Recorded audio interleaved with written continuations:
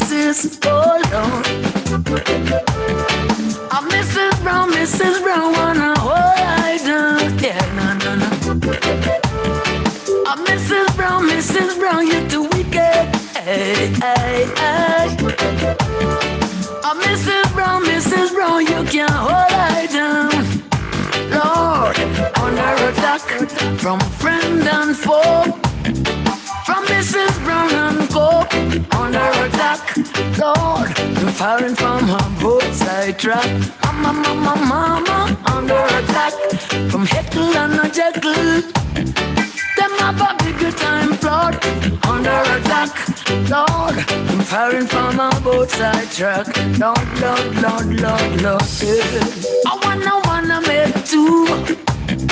I do want to make four. I couldn't take the deal that they were giving, so I walked right out their door. Now Mrs. Brown, them a frown. Her golden goose is gone. She planned a secret war. Said she wanna even the score.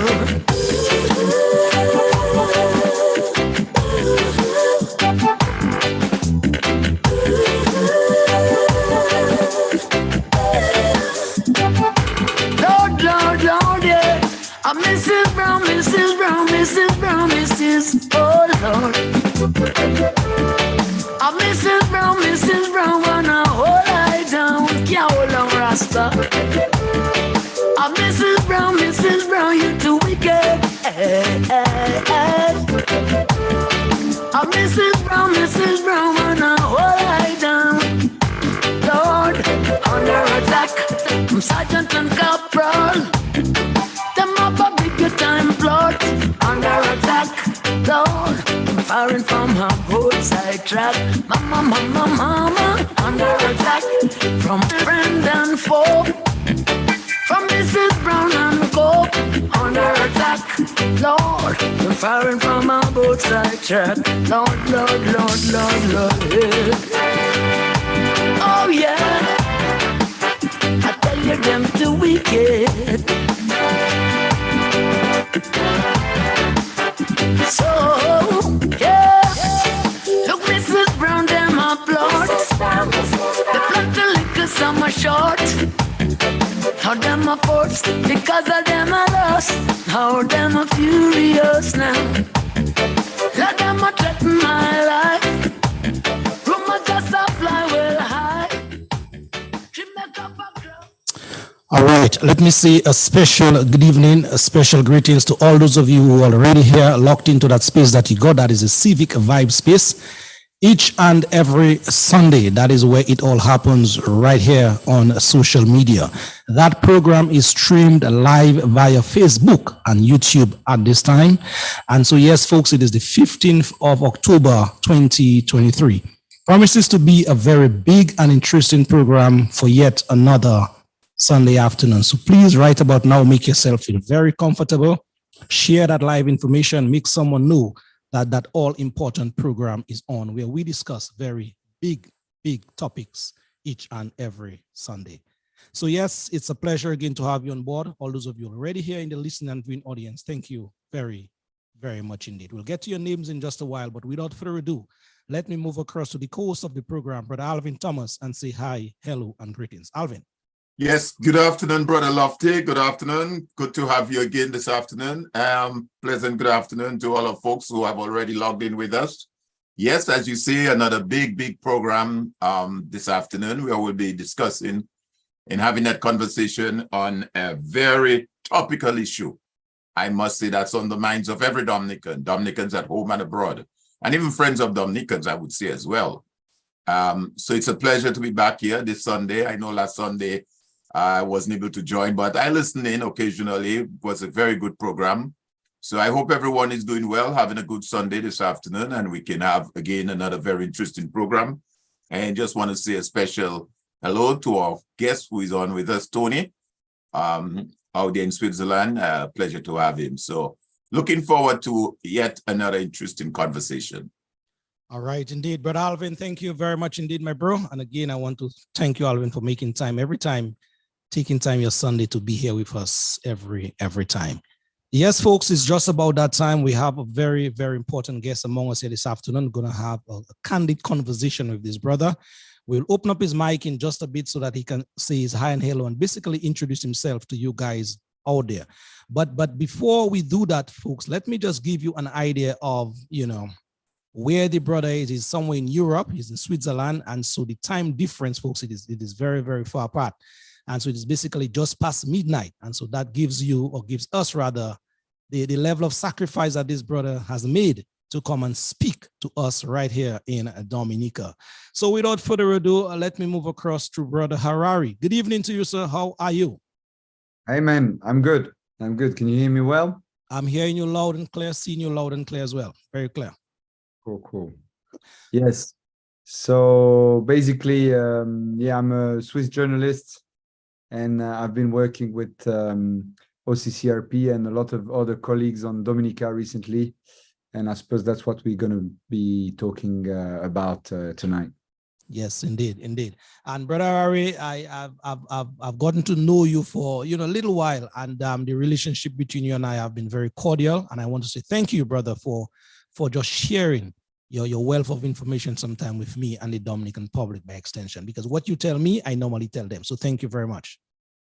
Oh, you're welcome. You're welcome. It goes both ways, like everything. So you've been, helping me to understand a bit more this beautiful island of yours.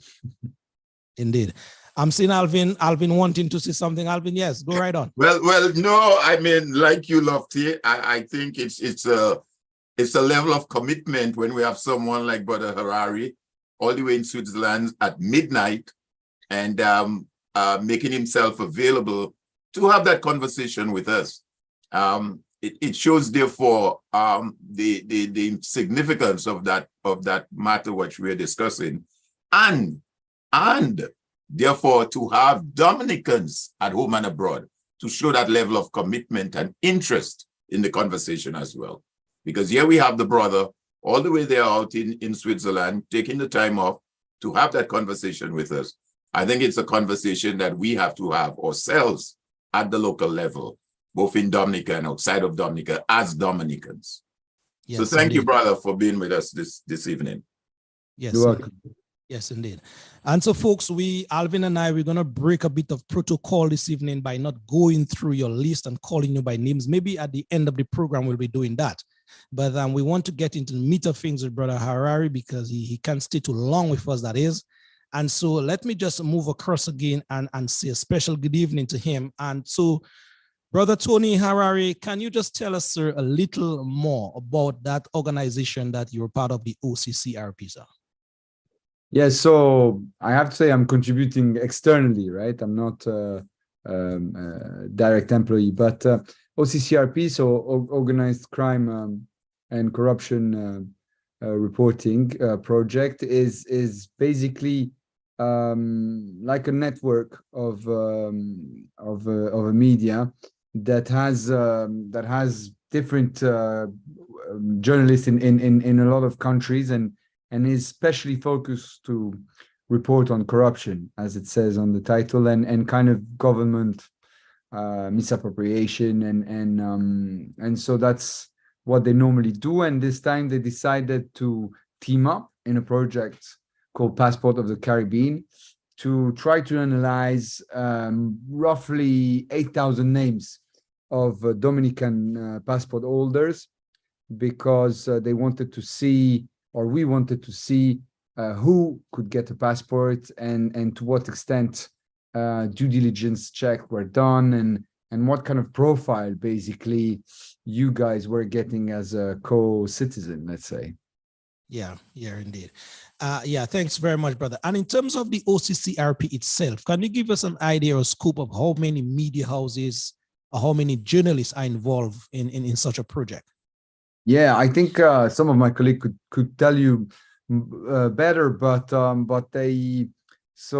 there are a couple of hundreds employees, and they have a lot of medias affiliated in different countries in the world. On this specific project, we were 14 medias outside of OCCRP. OCCRP was doing the coordination. I, for example, participated with a Swiss media called Heidi News, and so but there were also more famous media like The Guardian, like Le Monde, and other or Forbes. And I think the idea is that now OCCRP is seen as a specialist to organize such consortium, because as a journalist, working in a collaborative way isn't always easy. It requires time and trust and patience. It's been a very long project. So sometimes from the outside, we don't really see it. And in the end, they will have published probably between 6 to 8 articles, but this is a project that has been gone for months in order to be able to fact check and make sure that all the information that were published were actually accurate. True. I took note just before Brother Thomas comes in. I took note, sir, that you said this project was basically steering down in the direction of passports of the Caribbean. But can you tell us if it was other Caribbean countries involved or just Dominica this time around? Yes. So the idea was a wordplay on Pirate of the Caribbean, right? Because the film was shot, or at least some parts of the film were shot in Dominica, right? But it specifically focused on Dominica. Why? Because first of all, Dominica has a program that was that is one of the oldest in the region, and then second, the discrepancy between the size of your island and only 72,000 people living and the number of people getting passports made it a very interesting case. And I think one of the last thing is also the fact that Dominica for a while was one of the few countries in which you could get a cheap, I mean, relatively speaking, passport, because it was 100,000, and also very easy to get in the sense that it only took 3 months and you didn't have to step foot on the island. So all of those reasons made it very interesting to study more the Dominican case, which is not to say that all the other islands like St. Kitts and those ones don't have also problematic passport holders and people applying for their citizenship.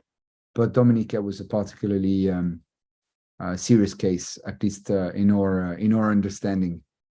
Yeah, thanks. Alvin, thank you, Brother Harry. Thank you for your explanation thus far. Alvin Thomas, you want to chime in here, sir? Yes, Brother Harari. You said this project took a period of time. Roughly how long you would say you would give since you guys started working on this to the point where you were able to release the reports? I'd say more than a year, definitely. Something around 15 months or something like that. I think the difficulty was that, as you know, the data is supposed to be public, right? We should all have access to the Gazette, the official Gazette, and have all the names. But as you probably know, not all the names are there. It's also done in a way that it's very hard to collect everything and put them together. So it took a long time to get the 7,700 roughly names that we got, knowing that this is only the tip of the iceberg, because we think that there is much more. I mean, depending on how conservative you are with the estimate, we could go up to 30, 40,000 even passport, which is more than half of the Dominican population. I mean, it's crazy. All right. Let me also ask you, in terms of your involvement and as part of the project, what stand out to you? What one thing that may have stand out to you in doing that reporting? I think what really shocked me or surprised me was the complete lack of transparency. The fact that, I mean, the opposition is sometimes trying to know or get information out or ask question, but it looks like the government doesn't really need to tell anything and provide any kind of actual numbers or proper explanation for first the number of people that get the passports, or even that is unknown, what is done with the money, how much money there is. So all of those questions, which should be public information are not available, I feel, not even for the common Dominican, but even for journalists or very informed people. So this kind of secrecy is, of course, not great for a democracy. Yeah. Well, I am so glad you raised that, Brother Tony. And obviously, as we get into the conversation, I'm not sure if you're familiar with it, but I have a copy here of, this is St. Lucia. This is St. Lucia Citizen by Investment Program. And that is their last report that was issued in March of last year. It covered the period 2021 to 2022. And there is a 30-page report starting off with the chairperson of the investment tree. And then you have another 16 pages that outline the financial statements. So it gives you the operational audited, first of all, the audited document. It gives you what the statement of the financial position is. It tells you what the statement of the operation, statement of assets, cash flow. I mean, it's a complete document, and it's the current document, and that's for St. Lucia. And I'm so glad you raised that, because this is where it's transparency. This is a government. And we, you may be, I'm not sure how familiar you are, we don't have what is called freedom of information. So that makes it difficult for the local media to get information. So I'm glad you raised that. That, to my mind, is something that we can discuss as we get deeper into the conversation. Yeah. Thanks, Alvin. Brother Tony, what I want to ask you there, because since those reports have been coming out, the government side and their people, their supporters, have been trying to put a spoke in the wheel to suggest that these reports have been paid or auctioned by persons of the opposition forces in Dominica. How would you want to speak to that, sir?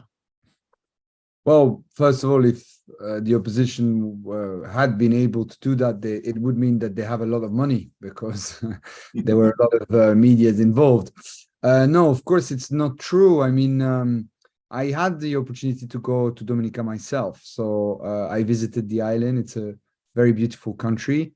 But it is true that when you see the numbers and the money that should be coming in with the passport and the reality on the ground, it just doesn't add up. You can see something is going wrong. So I don't think well, I mean, of course, nobody from our media was paid. I think the main concern for every media was to see if anybody with a Dominican passport that had been acquired was able then to go to Schengen countries, so European countries, or even England, and whether they would use those passports to avoid being detected or to avoid being refused upon entry. I think also one of the interests of this project for us was that for the first time we were able also to see how this citizenship can be useful in order to set up a company, for example, because if you're Iranian or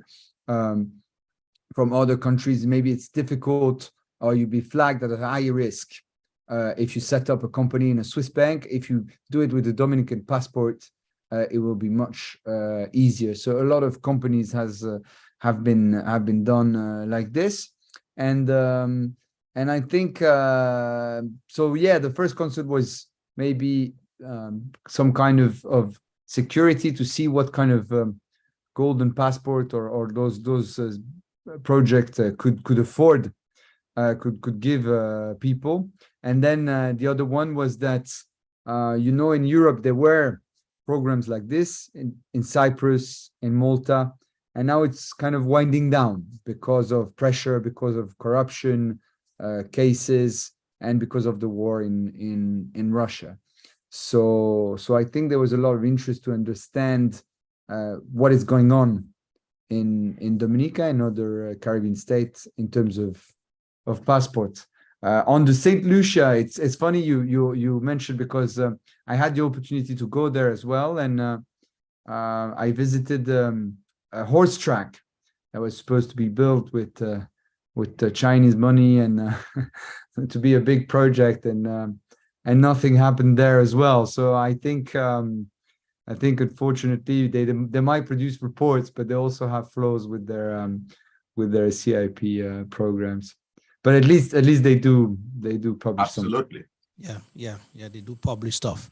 Brother Harari, I'm on the ground and I'm hearing certain things based on, these reports of you guys coming out. Another situation that I'm hearing on the ground is that you guys have not found anybody out of the pretty close to 8,000 persons that you found to be in possession of Dominica passport to be, sort of evading the police or evading the law or, of nefarious character. What would you say about that in terms of your findings? I would say this is incorrect, because we found more than 30 people that were actually evading the law and had used Dominican passport to do so. I mean, from crypto trader to money laundering guys to all kind of criminals, really. So I don't think you can make the case that there isn't criminal. But I think that the really weird thing for us is that we've seen online some kind of media or fake media that were publishing stories that were supposedly based in India or in Pakistan or in other countries, but they were only reporting Dominican news, and they were getting more replies from the government than us. So, for example, one of the questions we asked a lot of time to the government was, did you revoke any passport? Was there any checks that made you think that someone that got a passport and shouldn't have had it revoked? And they didn't even reply to this. Instead of that, they did a press conference, or at least Scary did a press conference to attack our report. But if they have nothing to hide, the best option would have been to answer to us, because we had a very detailed list of questions, and they never did. So you're basically confirming to us here and those listening that questions or scenarios posed to the government by you guys reporting, these questions were unanswered. Yes, that's the case. Nobody answered. Yeah. And also, you were asking me, also another thing that surprised us, I think, is that very often we could see that contracts were given. So, of course, we speak about the airport, but there's all kind of housing and real estate projects. And the contracts are given to people close or relatively close to Mr. Scarrett or to the government. And there seemed to be no actual public offering. And so this is a major issue in a democracy, right? Because if you don't know who is willing to bid and what are the conditions in order to get a public market, then it ends up with way higher chance to have corruption and all kind of issues relating to the fact that you don't really know the terms of the contract. So the fact that nobody really knows what kind of contract, for example, was signed on the airport is, I suppose, a worry for democracy and the Dominican economy. And on that note, Brother Tony, did that name MMCE came up at all during your guys' investigation? MMCE. Yeah, of course. It did because they're one of the major real estate projects on the island. The fact also that they were based in the United Emirates, of course, raised some question from us. They're not the only one. There's also this company called Rage Development that was surprising for us. But yeah, one of the questions was, for example, very often we were told that all kind of background checks were done on people getting the passport. But we spoke, for example, with the gambling magnate of Nepal, and he said that he was told by the company that provided him with the service in the passport that he's legal trouble because he had tax issues in Nepal and in India were not a problem, and that it wouldn't matter. And they did the request in less than a week he got accepted. So there are big concerns on what kind of checks are done, and even when they find issues, how those passport providers are sometimes kind of trying to find a way out of those KYC check, those control that should be put in place. Wow. Folks, it is already 6:27. We're having a very candid conversation here about the OCCRP reporting, that basically Dominica is in now possession of some of these reports. We are talking in real time with a brother from Switzerland at this time. Basically, he been part and parcel of those reports thus far. The numbers to call later, they are 245-2396 or 614-9470. Alvin, your take. Yes. Well, Tony, quite revealing what you've shared so far with us in this conversation. So let me get a sense as to the approach that was taken in terms of doing investigative work and providing the reporting. So you said you reached out to the government, asked questions, you had a list of questions and they did not answer. I take it you reached out to other person, you visited Dominica. In terms of the actual passport holders, like you said, you reached out to the agent for this person in India. There's one individual who has a Dominican passport who is connected with MMC in the name of Anthony Hayden. And he seems to be the one that's managing or controlling the bulk of the monies coming in from the CBI program. Was any effort made to reach out or to either directly to him or his agent, and did he respond? What kind of, just give us a sort of idea how that process went. Yeah.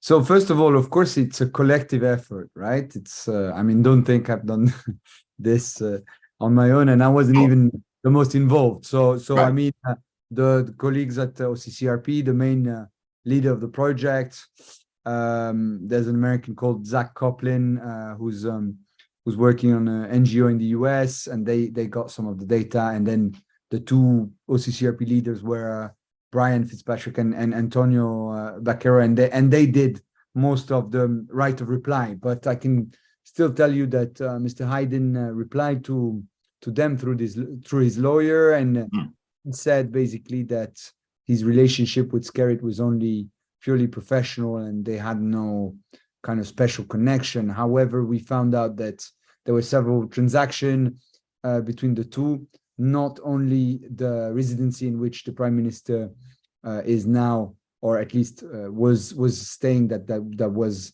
belonging to Mr. Hayden, but there's also properties that were sold by Skerrit to Hayden. And so you can see all this flux of money. Yeah, conflict of interest. Yeah, that is probably a conflict of interest. Also, we found out in a lawsuit in the US that Mr. Hayden has had different names in the past. One of them was Hamed Katab. He's probably of Egyptian origins, and I mean, he used to have an American citizenship, but revoked it. So I think the main question was what kind of controls are there inside of Dominica to see that the money that belongs or supposed to belong to everyone is actually used for the greater good. I think it's not enough to have a politician that tells you how honest he might be, that tells you, yeah, just trust me, I will do what is best for Dominica. No, you need way more control, more checks, more people and laws that help you to kind of make sure that everything is done in the interest of the people in Dominica. Yeah. Wow. All right. So, Brother Tony, would you go as far as to say that based on your reporting so far, that maybe some governments around the world will look into those reports and make decisions based on your findings about passport holders of Dominica? It's a bit early to say. What we know is that the European Union and people in the parliament have had our reports, they've read it, and when I spoke, for example, to the Swiss government, they were telling me already that they had concern about Dominica. They cited Vanuatu, the islands that in the Pacific that got their visa-free exemption with Schengen revoked because of alleged corruption and basically a lack of control. So this is definitely something that could happen to Dominica. You all know that the UK decided that they didn't want to grant free visa or a visa exemption for Dominicans because of concern that some new Dominican holders would be a risk for the UK. So this is something that could happen. Whether it will happen soon, it's a bit hard to say. I think there are discussion and there are an informal chat, for example, between the US and Dominica, putting pressure, for example, to ban certain nation. I think that this is why now some nation like Russia are not allowed in the program in Dominica. I think that another concern also was that you could easily change your name for a while. So that was a big concern because a lot of the names we found were a bit different. And so that might allow someone to avoid detection or to avoid being recognized as in a border as a certain person or as a wanted person by Interpol. Yeah. There's a claim, Brother Harari, by Roosevelt Skerritt. He made that of late in when the reports were about to be delivered by you guys, basically saying that there's this conspiracy on island with certain folks and you guys out there to sort of bring the CBI program itself to its knees, to sort of kill the program, which will not be good for the economic well-being of Dominica. How would you respond to that claim, sir? I think this is not true. I think there's no conspiracy. I think there is a recognition that the program has got kind of out of hand, and there is more and more understanding of that, at least outside of Dominica,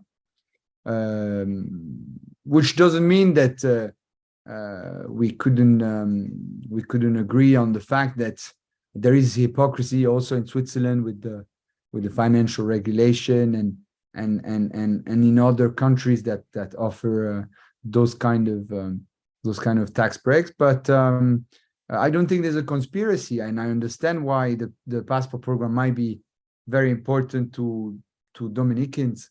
The problem is when you look at I was looking at indicators, right, on poverty, for example, and so far the latest that I found are dating 2008. There's a lack of data in Dominica about the economical situation of a lot of people and the citizen, and I don't think you have to make a conspiracy to see that a lot of the money that is paid on the passport never actually enters the island. It probably stays outside.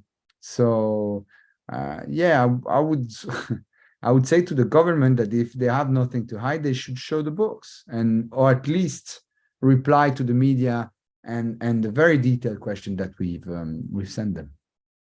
Sure. Alvin? Yeah, Tony. Great so far. Let me ask you. You said you visited Dominica and you were able to you saw things with your eyes in terms of the economic situation.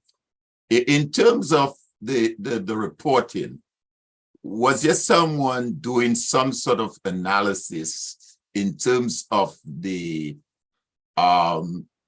revenue generated from the program? In other words, based on your numbers of passport, the cost per citizenship, what kind of, if there was any such, what kind of revenue would we be looking at? And as you say, when you were on island, you say, well, wait a while, if we guys are making that kind of money, why is the country in the state that it is? I see you are smiling. Could you speak a little on that? Yeah, of course, of course. So there is a specific article on this, on the missing money and on OCCRP. So I think your listener can actually go and have a look themselves at some point. Basically, what we found out is the number are not matching, right? If you consider the budget of certain years and the number of passports that were issued, it doesn't match. Very often, there's way more passports that were issued than the number of passports that were recorded. It's very hard to say how much money is missing, but I think that a conservative estimate would be that there is probably up to a couple of $100 million that are missing. So more than $1 billion EC, I suppose, is probably missing, which is very concerning, of course, because it could have been used to probably a much better use, right? So there is a big difference and discrepancy between the numbers provided by the government and the actual numbers. We think that at least 20,000 passports weren't properly recorded in the books. So yeah, that's I suppose that's a concern, because with this, you of course wonder, where did the money go, knowing that every passport is supposed to cost 100,000. If you do 20,000 per 100,000, you already arrive at roughly 2 billion. So it's hard to say exactly how much money is missing, but definitely some is. Something is amiss. Something is amiss. Yeah, or at least something smell fishy. I mean, yeah. Something doesn't add up. Yeah. Let me also ask a follow-up to that. One of the other issues that I know that from time to time we heard of was so-called shell companies. So you have these passport people and there's these shell companies. And at one point, we maybe had almost 100 companies registered in Dominica and all sorts of names. Anything came through in your investigations on that regard? Yeah, we found out that all kind of people had used Dominican passports to open up shell companies, or at least companies in Dominica.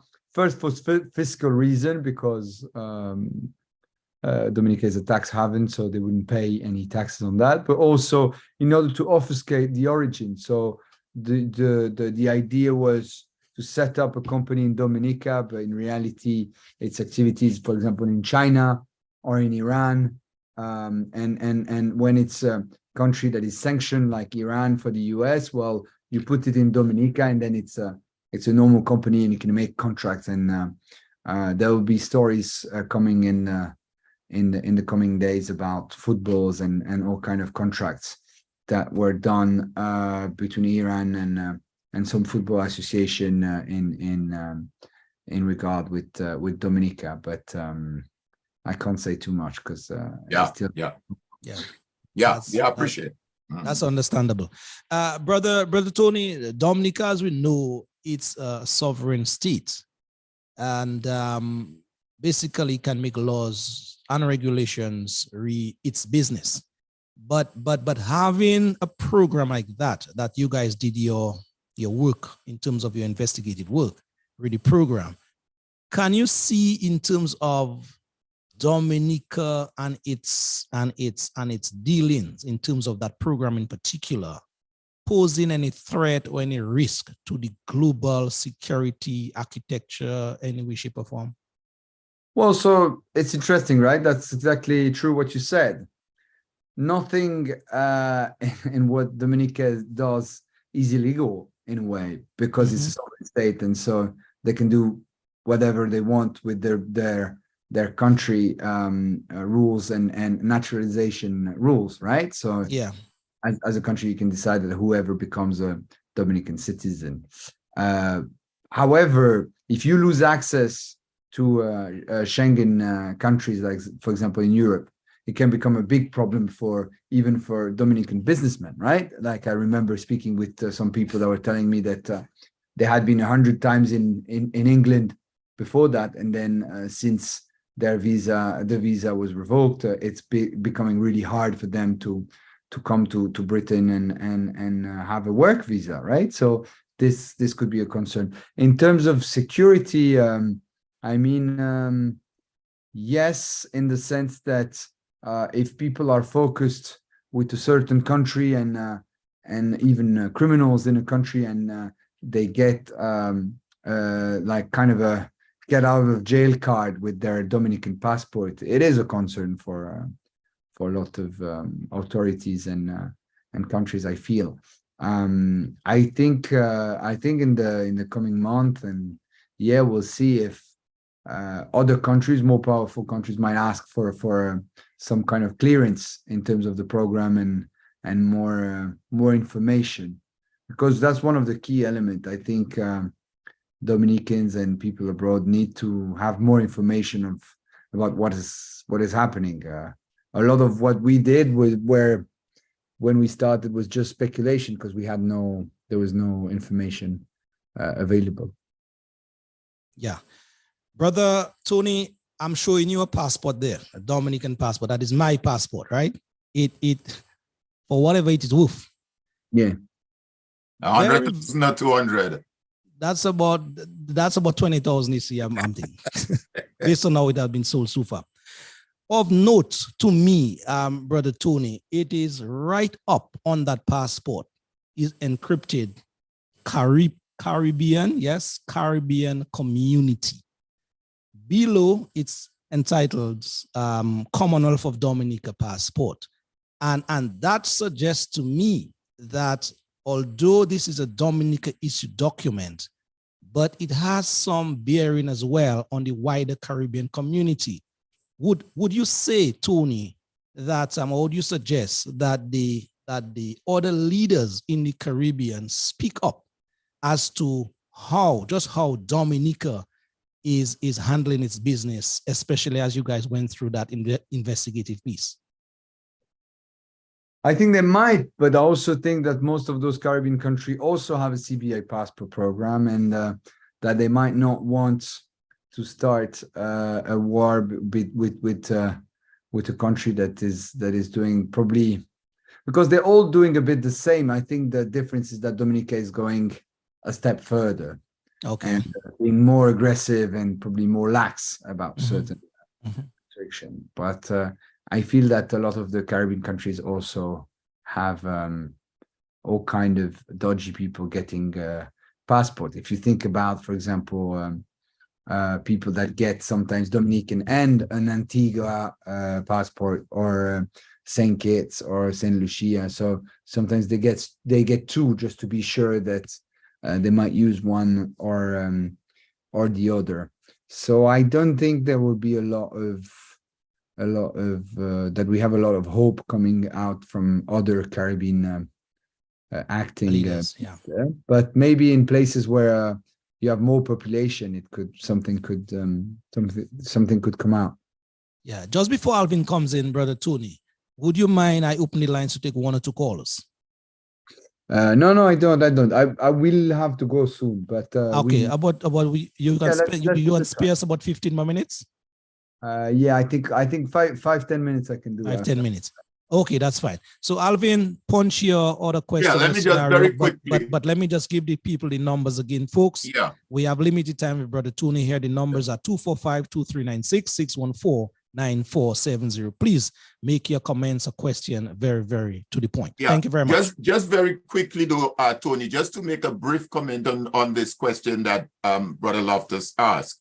There are no more than four or five, if any, Antigua, St. Lucia, St. Kitts, Dominica, Grenada. 5 out of the 13 or more member countries in CARICOM that are doing that program. St. Vincent is out against it fully. The Prime Minister of St. Vincent says he doesn't want that at all, and he hasn't implemented it. But the quick question I want to ask is, in terms of your interviews again and your discussion, were you able to speak to any of the persons or businesses in Dominica that are operating under the CBI arrangement, or businesses in Dominica who are not operating under the CBI program, and what are their perception of the program? I have to say that we sent a lot of requests to people having real estate projects with the CBI programs. We didn't get much answer, to be honest. Okay. And I have to say that this is one of the things that I think we is lacking for now in this project. We didn't have a lot of exchange with the Dominican population, or at least the business community. What my feeling was that a lot of people, I was saying that to Lofty before, a lot of people are happy with the passport project. They're just disappointed not to see any of the benefits, or at least not enough benefits coming back to Dominica. Yeah, indeed. Let me just ask you a final question on my end while we wait on 1 or 2 calls to come in. How far in terms of reach globally, that is, are you guys work thus far? In terms of the reach. What do you mean? How far is your reporting on our program in Dominica? I know they're in the Guardian, Forbes newspaper. So just give us an idea of the scope of the reach. It's always a bit hard to say, also with very intense political news, as you know now in Israel with the war. But for example, the Guardian had I think more than 1 million readers of their version in the US. So I think millions of people have seen it, and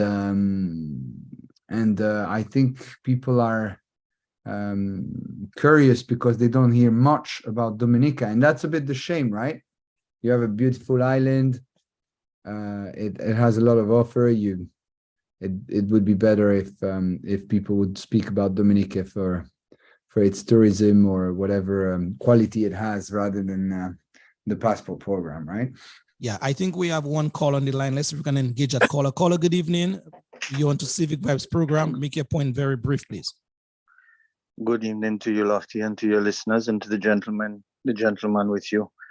I'd like to ask him very quickly if through his investigations he has, or they have encountered, any evidence that points towards either our government or officials from that government holding bank accounts in Swiss banks, information that we may be totally unaware of. All right, thank you. Thank you very much for your point here, your question here. Yes, Brother Tony.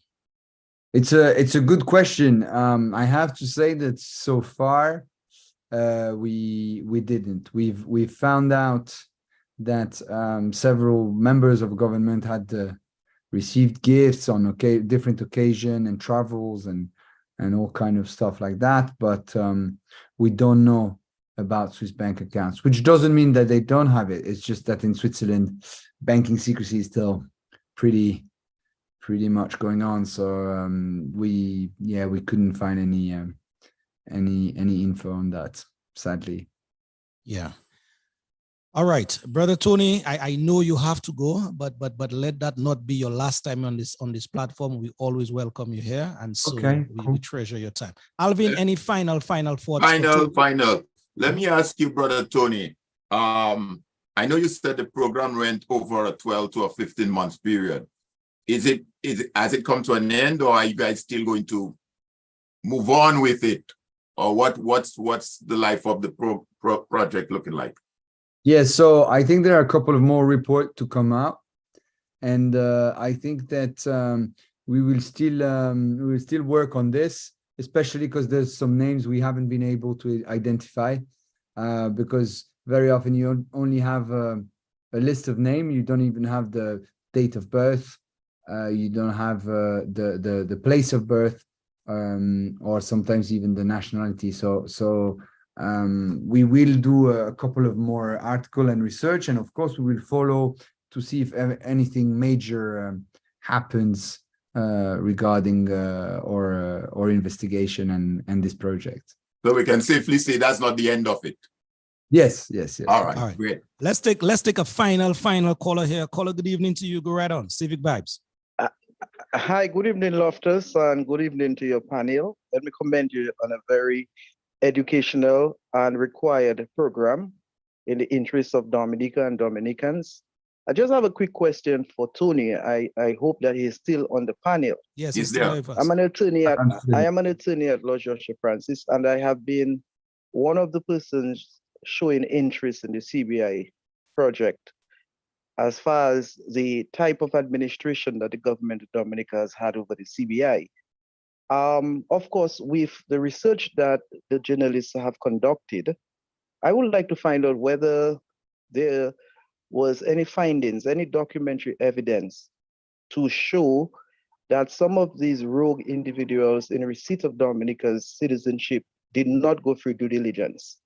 Because we're having this discussion and we're looking for evidence to possibly take to a court of law to substantiate that some of the CBI agents have found a way to give or to issue persons passports in exchange for monies beyond, much more than the statutory amount as stipulated under the regulations. So I'm just wondering whether in the research, any such evidence will obtained.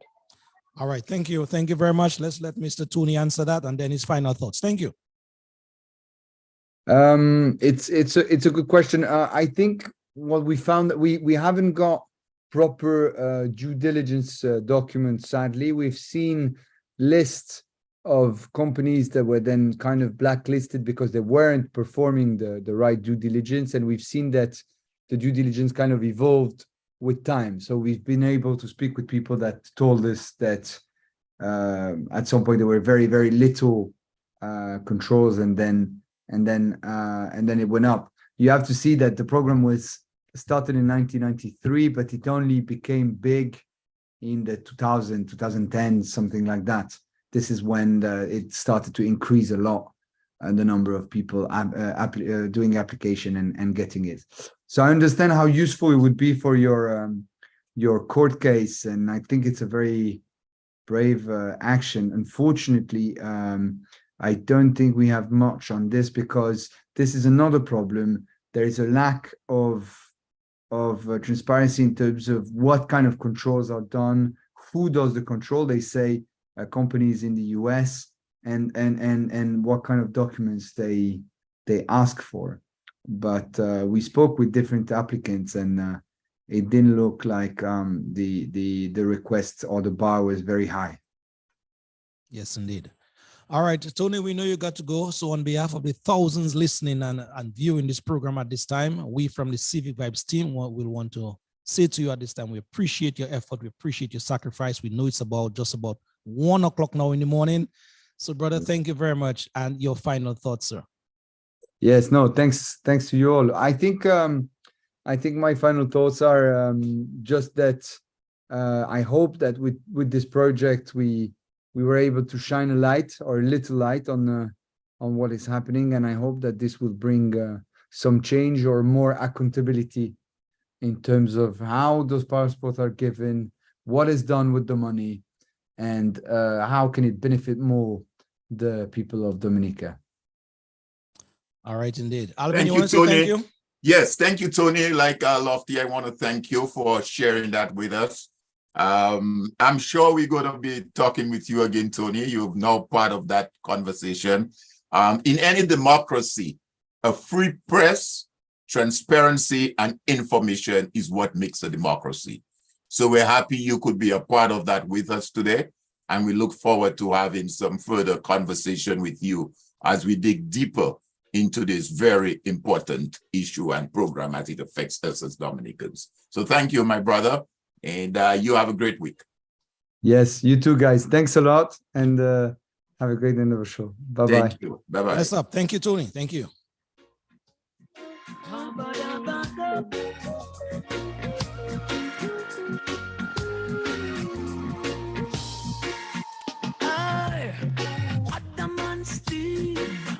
Walking hand in hand, Gog and Magog, sodomizing the land. So many words eating up your apple. Time is running out. Soon you'll be in trouble. Though the apple look rosy on the outside, yet you know that it's rotten on the inside. Though the apple look rosy on the outside, yet you know that it's rotten on the inside.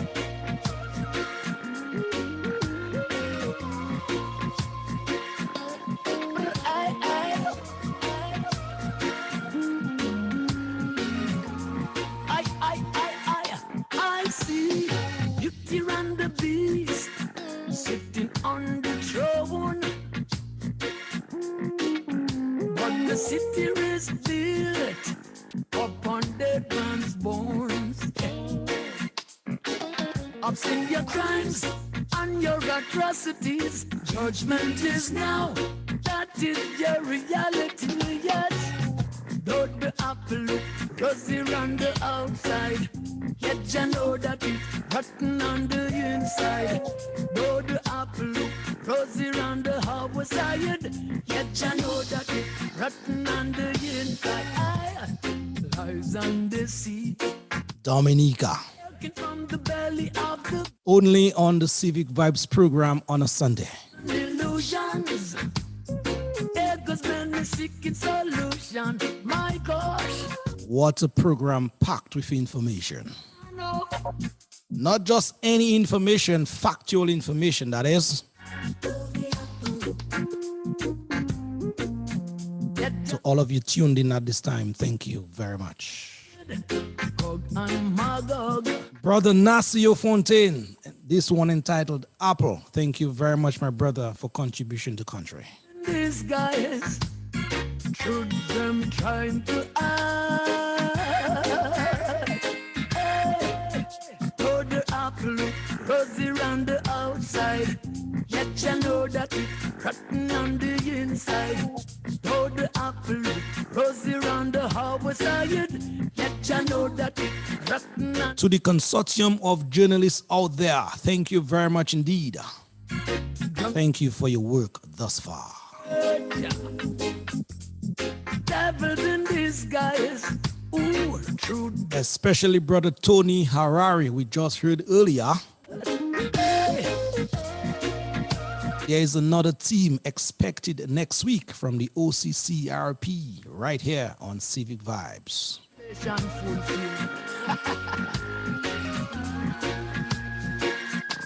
So Dominicans, it's just about 7 o'clock. And so yes, we have one more hour to go with you. And all we ask is that you keep it locked to the spot that you got.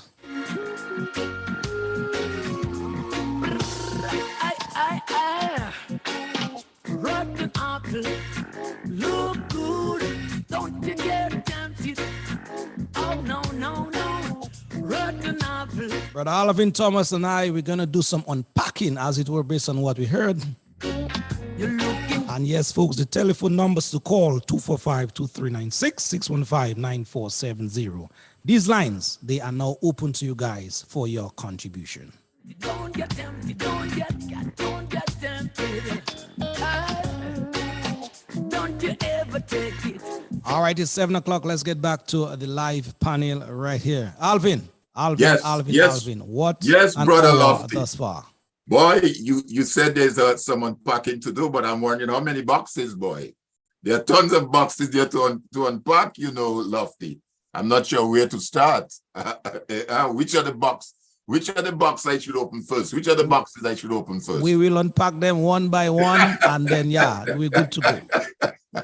No, seriously, though, I think Brother Tony gave us quite a bit of information. I think I was indeed very impressed with the clarity and the you know, how forthright he was in answering the questions. He came across very credible, someone that has no axe to grind, contrary to what Prime Minister Skerritt is indicating, that opposition persons are paid and this is whatever. And he said quite openly there that they requested some explanation from the government side and from several persons, and they refuse. So clearly, if you had nothing to hide, why wouldn't you have come forward and say, well, hey, this is how the program works. As far as I'm aware, this is what the program has been able to benefit Dominicans. But by refusing to speak to journalists, again, he started off and he made the point, the whole question of transparency. And that is why you find one of the first group of persons in any dictatorship or autocracy that is attacked is the press, because they don't want you to get the information. They don't want you to share that information with the people. So you find the world over, the press would be attacked. The press would be put under serious siege. And more so in light of the fact that we don't have, and not just Dominica, I think most of the islands, with the exception maybe I think of Barbados, Trinidad, I think Jamaica might have one. We don't have what is called an information act, access to information. So you, Lofty, as a journalist, or any one of the journalists back home, cannot demand of the government and request that information. And I think what we have here is like he said, and he said it, Tony said it, is the tip of the iceberg. That's just a tip of the iceberg. So just imagine what else there is to come forward and to report on. Yeah, we have some calls now, Alvin, coming in based on the persons who have digested that information thus far. Let's go to this line. Caller, good evening. Yeah, good evening to you. Yes, good evening. I would like to ask your guest. Well, the guest is no longer here, sir, but go right on. Okay, well, the question I wanted to ask him is whether or not, whether it was an exclusive investigation about Dominica. And number two. All right, hold on a while, sir. Let's take it one by one. I did ask that question. You may not have been listening at the time. He said, yes, that was an exclusive investigation about Dominica's CBI program. Okay. Next question. Okay, so I wanted to find out whether in the investigation, they made any comparative analysis between the other countries in the Caribbean and on the number of persons that were at fault after they received economic citizenship program, and whether there were any other countries where people who receive economic citizenship, what was the rate at which people, after getting economic citizenship, where they were involved in criminal activity. All right, let me just stick a pin there, sir. Again, as I said, you may have tuned in late, so I would advise you, if I recognize that caller very much, Brother Cleville Mills, you now need to go back to listen to that program, because all the questions that you're asking here, the brother Tony Harari basically answered them. But just to sum up what he said in terms of an answer to you, he said, yes, the other programs in the region, they looked at it as well. And he also said, no program is perfect, but Dominica program, basically they had to look into it because some of what they were seeing was not good news at all in terms of the program itself. Okay, well, I'll just keep you one last question. Yes. Dominica has been rated for the past 6 years. Economic program in the world. What did this cause that, and did they find any fault? Dominica has been rated what you said? Dominica has been rated what? As the top, the #1 economic citizenship program in the world. All right, and that is by whom? By whom? By who? By who? By whom? We are not hearing you, sir. We are not hearing you. We ask by who?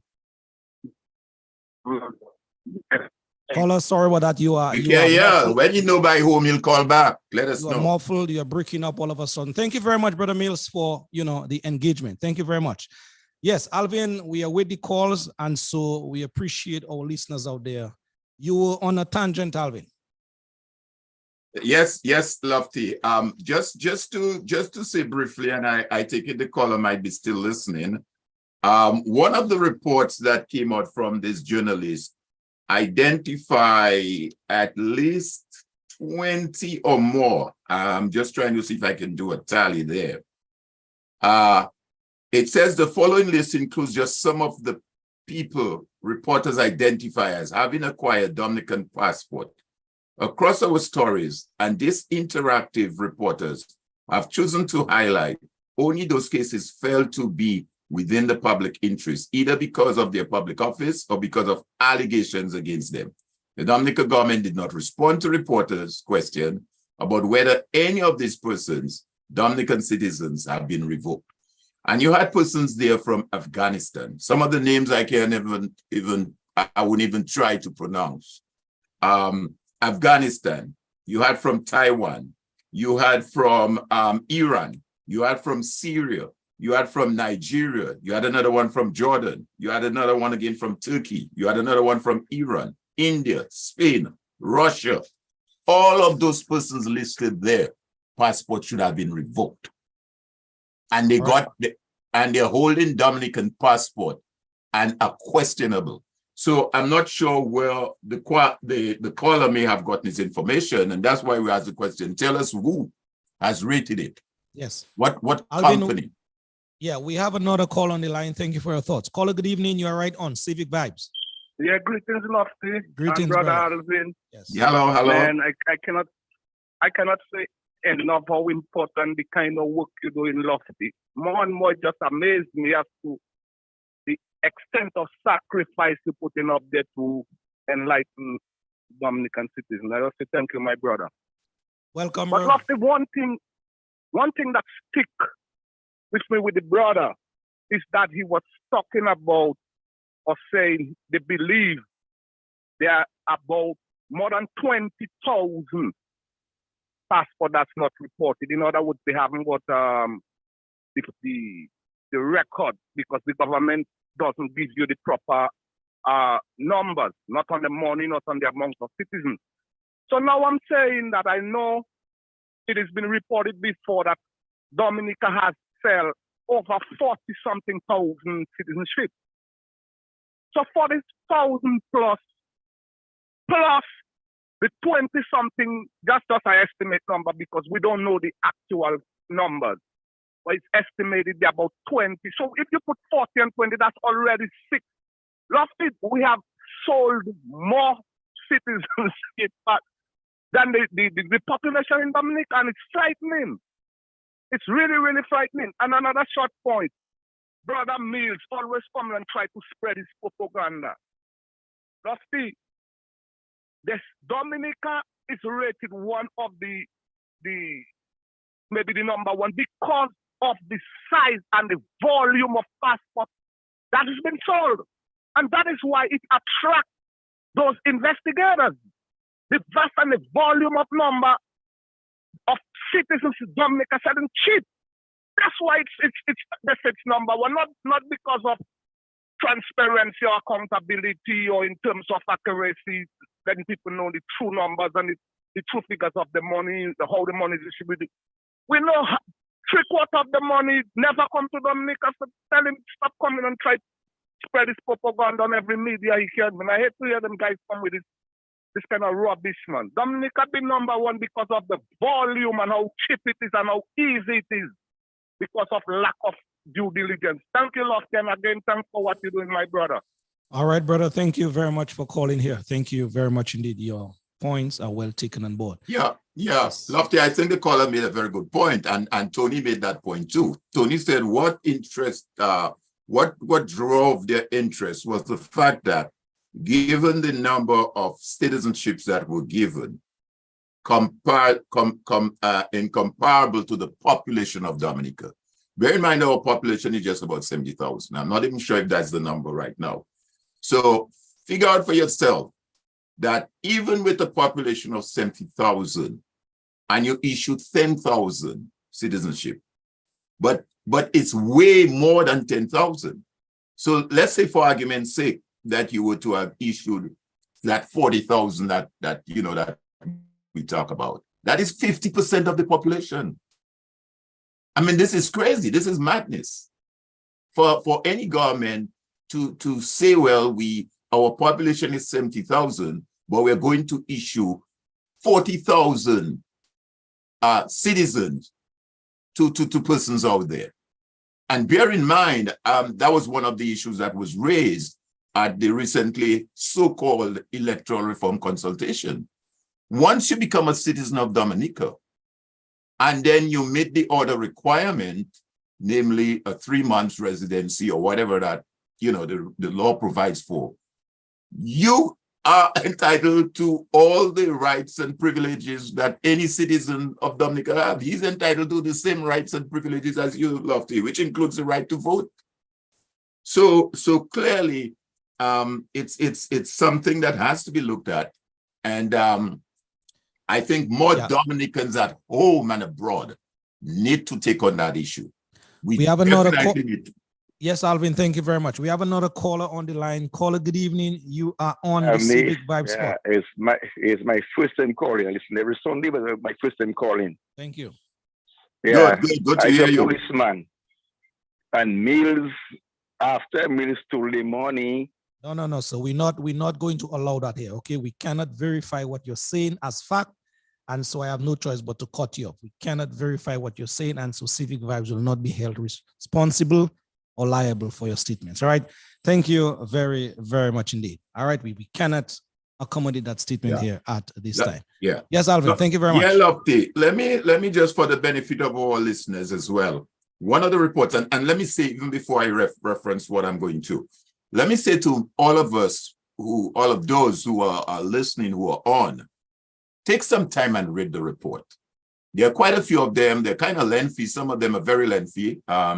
One has like 17 pages, 13 pages. So they are lengthy reports. But I think it's worth reading the report so that we get a good understanding. It is my hope too that other journalists on the country in Dominica and throughout the region, because you made a very good point, Lofty, when you reference your passport as a document that entitles you to travel through the CARICOM states and to even work within the CARICOM states as well, as a citizen of the one would say CARICOM.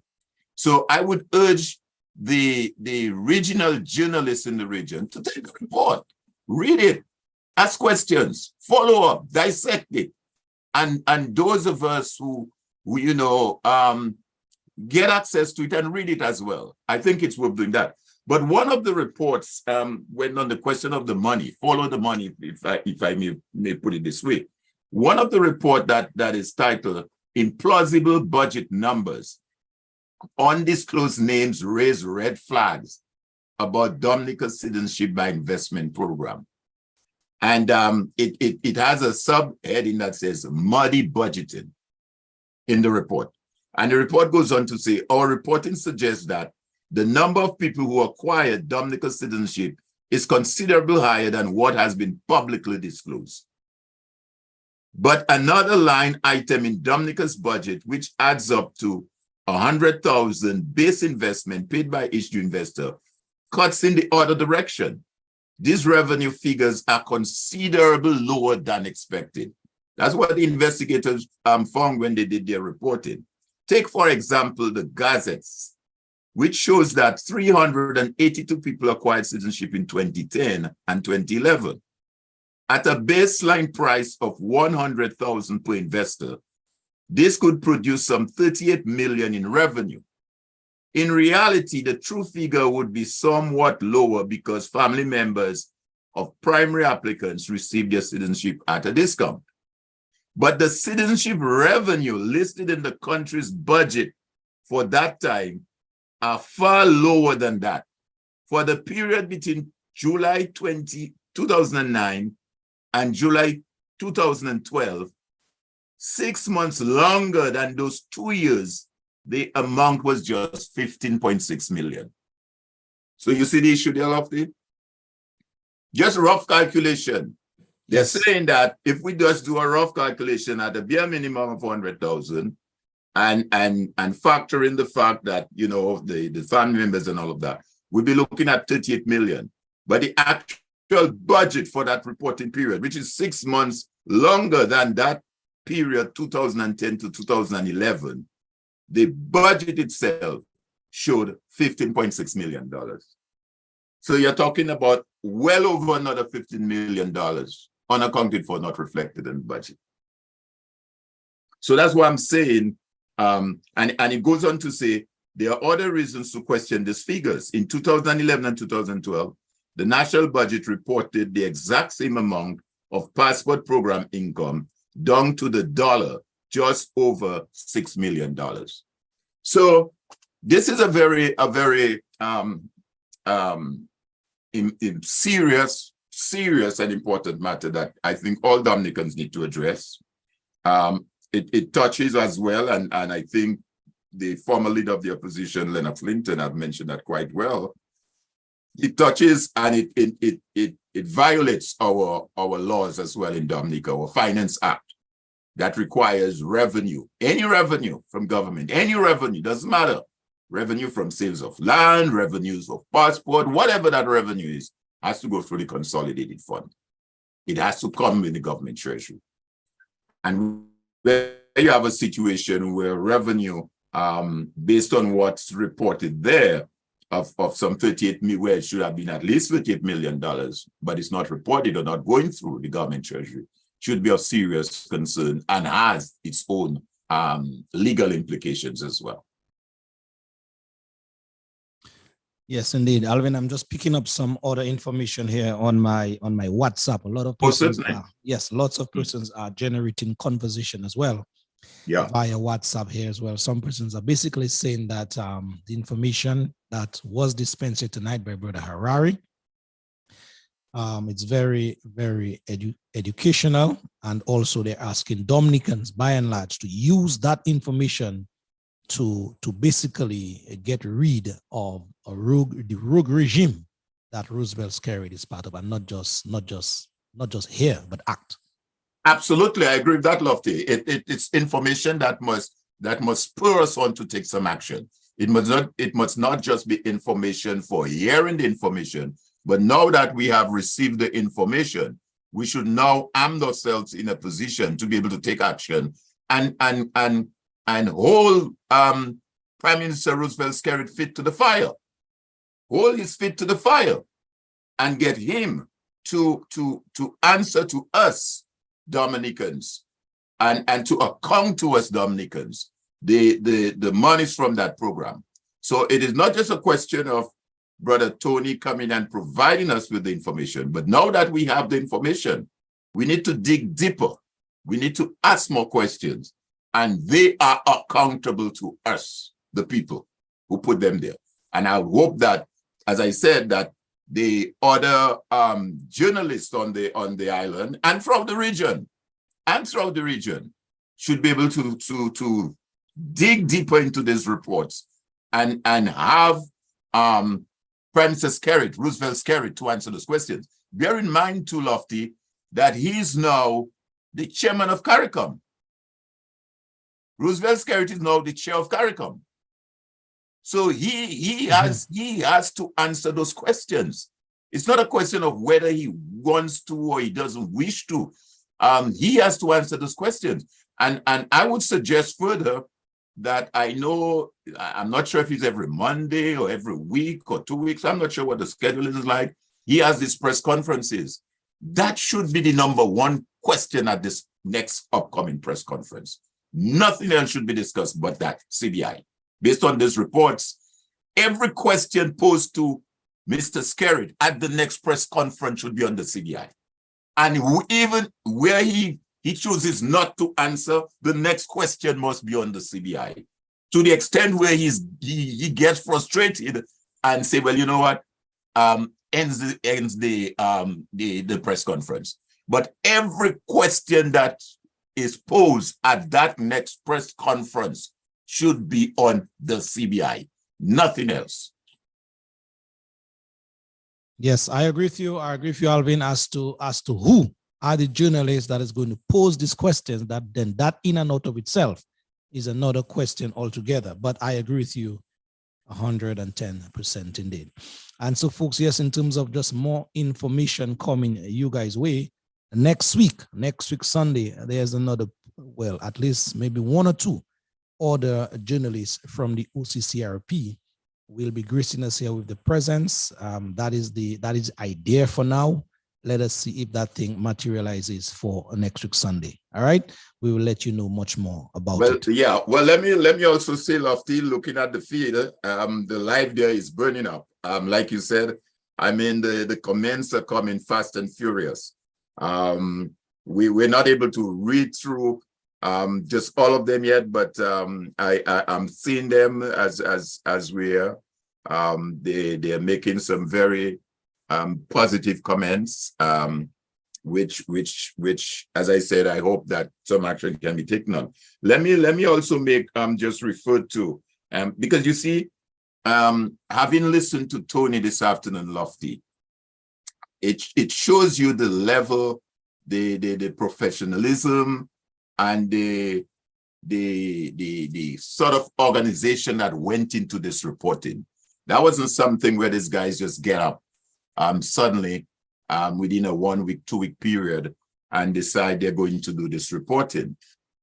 He says clearly that actual exercise began well over a year, going into 15 months ago, that they started work on that. So that's not something that was started last month or a week ago. Now, what I can tell you, Alvin, from a factual standpoint, that is in terms of the compiling of the material to produce that report. But initial work itself started on that program about three and a half years ago. That is what I can tell you. Yeah. And not only that, I mean, one of the callers who called and tried to paint the picture in its glorious terms. I mean, the question remains as we speak now, Lofty. The United Kingdom is saying you are not allowed to enter my country without a visa. And that was a privilege that Dominicans had. Prior to that imposition, Dominicans could travel to the UK without a visa. Okay, Alvin, yeah, let me just give the numbers again. Folks, those of you trying to call in, WhatsApping me privately, messaging me privately, the numbers to call, they are 245-2396. That is my personal number. It is hooked up to the system. And also the DG line, 615-9470. So those of you who have my number in your possession, call that number and it will get you live into the program, or 615-9470. That number, I also plugged in these numbers in the chat about 3 or 4 times earlier. So if you go back up in the feed, these numbers are right there. And also, anytime we take a break, the 2 big numbers that you see scrolling across the screen, these are the 2 numbers as well. So yes, folks, these are numbers that you can call into the program at this time. All right. Yes, Alvin, continue on here. Yeah, whilst I monitor but the back also, end. yeah, also I wanted to say, Lofty, was that the UK did not just impose visa requirement on Dominicans. They had something like the EU, as a matter of fact, had something like a 5 or 6 point items that Dominica was supposed to adhere to, including making sure that the funds from the program are deposited in the account in Dominica. All right, Alvin, we told the listeners to call, and they are indeed calling in. Caller, yes, good evening to you, Civic Vibes. Yes, caller, good evening. Oh, I think I turned up the wrong port. Caller, good evening, you are on Civic Vibes. Yeah, good evening, Lofty. How are you? Blessed, brother. Good evening. Good evening to your guest, man. What is it, Mr. Thomas? No, Yeah, Alvin. yes, Alvin is the co-host. Oh, okay, well, good evening to everybody. I believe, or I think that the journalist done left already, right? Yes, he did. Yeah, Lofty, I have to call because I listen to this man, and every time you say, whoa, something pricking my skin, man. Because I just say to myself as well. Lofty, I knew something had to be addressed, something wrong. Because when it was revealed, based on this guy's report, that 46,000 plus passports was already sold. And that was from 2016 to where we are, 2023. Lofty, I checked, I said, but that's 7 years ago. But passports have been selling long before that. So I go back and I check 2016, 2015, 2014, 2013, 2012, 2011, 2010. I say, you know what? I'm just going to add another 20,000 passport to that. And listen, I listened to the reporter today and I said, boy, I'm not a maths man, but this common sense prevails, Lofty. If from 2016 to 2023, 46,000 plus passport was sold, our passport, Lofty, plenty people have our passport, and that's a sad situation, eh? It is. Anyway, I listen to the program. I continue to listen. Good night. All right, my brother. Good night, and thank you very much for your call. We appreciate that very much. Yes, folks, you can continue to call these numbers again, 245-2396 or 615-9470. Let me also, Lofty, let me read another section of the report that deals with muddy budgeting. And in the paragraph, it states here, Lofty, in Parliament, Prime Minister Skerrit said that between June 2018 and July 2019, Dominica sold just under 2,000 citizenship and had received about $170 million. But the national budget records just $80 million of passport revenue for that same period. The gazettes, meanwhile, show almost 4,000 people obtained citizenship between August and December 2018, about twice as many as Skerrit admitted to in Parliament, unquote. So you see what we're dealing with here, Lofty? You see the discrepancy? Yep. He said in Parliament that they sold just under 2,000. Now bear in mind again, as Tony said, these guys didn't just go and pull these numbers out of their head. They did their research. They went through information that was provided in the Parliament by Prime Minister Skerrit. They looked at the Gazette, they looked at the budget, the various national budgets. And that is where the information was obtained. And I mean, I don't know if it's new maps Skerrit is doing or old maps, whichever of the maps is doing, but clearly, if the gazettes are showing that 4,000 persons obtained citizenship within a certain period, and you're saying that under 2,000 was issued, we're looking at a discrepancy of almost 2,000 passports. And then if we multiply that by whatever that minimum is, then we can see what we're talking about. And none of these monies are coming through the government treasury. So you can understand what situation we're in. I hope Dominicans are really listening to that and understanding the gravity. Now let me just say though, you've heard from Roosevelt Skerrit. Well, if not CBI, what else? And giving the impression that folks are against the CBI. But we heard Tony. Tony said he was in Dominica. And when he looked at what he saw on the ground, vis-a-vis the kind of monies that we should have derived from the passport, they don't relate. I mean, you on the ground, Lofty, what kind of development are you seeing on the ground? In terms of real development, we've lost Ross University. We no longer have a DCP. We no longer have a beer bottling plant. I mean, businesses are shutting down. What are we seeing in terms of the passport revenue and how it's generating further economic activity in the country? You tell me, Lofty. Tell me, Lofty. Yeah, well, Alvin, in terms of just, trying to corroborate what you are saying now and Brother Harari said earlier, you don't have to be any rocket scientist or any big time that is mathematician to know exactly that something is missing. Because if, for example, the number of passports that we are being told already are in possession of people out there as Dominicans with all the rights like you and I, we are certainly not seeing the type of revenue that has been generated by these sales. And that to me, as Brother Harari said, and you are alluding to now, it is one of the very, very disturbing situations why these people at the OCCRP basically had to dig deeper.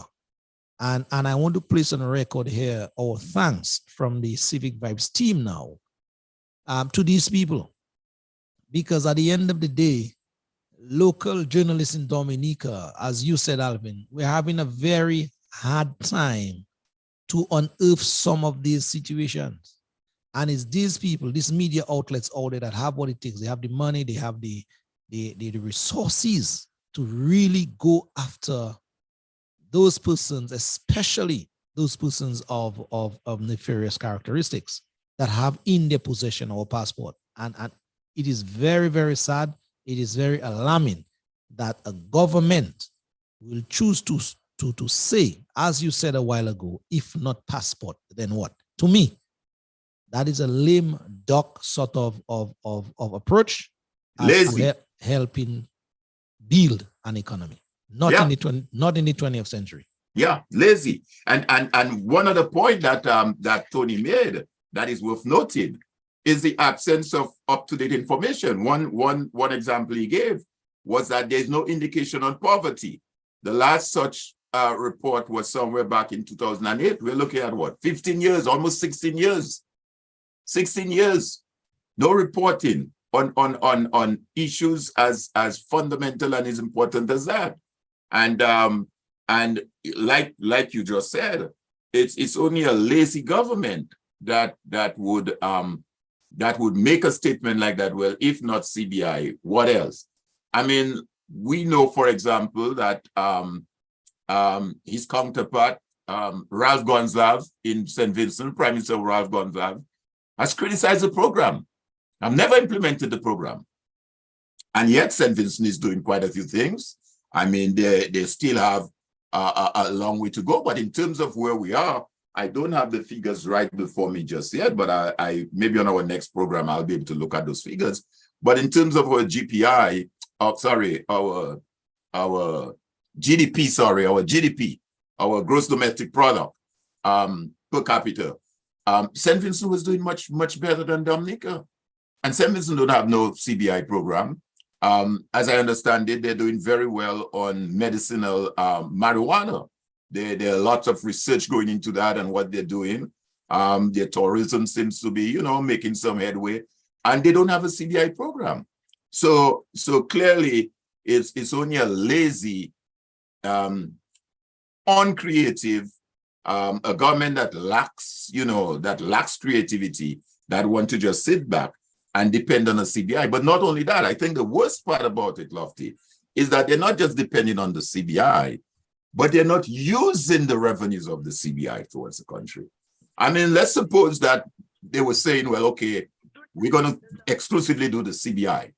And then you would see this $1.4 billion and this $2 billion or whatever that money is back into the economy. Then yes, I would understand. You see, well, factories going up, manufacturing taking place, agro-processing taking place, tourism is on the rise and moving. We got to improve on our cruise ship berth. You see the fisheries is taking place. You see the farmers, small farmers. So the money is going back into the company. Then fine, I would understand. But guess what? The money is unemployment is high. The money is going into one or two hotels, and that's about it. Where else is the CBI money? It's going into what? Housing? I saw some videos circulating recently on some of the houses that MMC built, and I mean, you Dominicans who are at home could arrive at the same conclusion in terms of the infrastructure and the so-called resilient houses that they said they were building. The issues with the septic tank, the issues with the plumbing, the issues with the plastering, issues with the wall, a number of issues. I saw a video recently circulating with the bathroom at the China Friendship Hospital, where you have a shower and a toilet all in the same area. I mean, this is the kind of situation. The library is still not rehab after Hurricane Maria 6 years ago. The State College is still in disrepair. The Goodwill Secondary School in disrepair. The Dominica Grammar School in disrepair. I mean, so where is the money going in terms of development? Yeah. All right, Alvin, it's the bottom of the hour, 25 minutes to 8 o'clock to be precise. Let's take that all-important musical break, and we'll be right back in just a bit.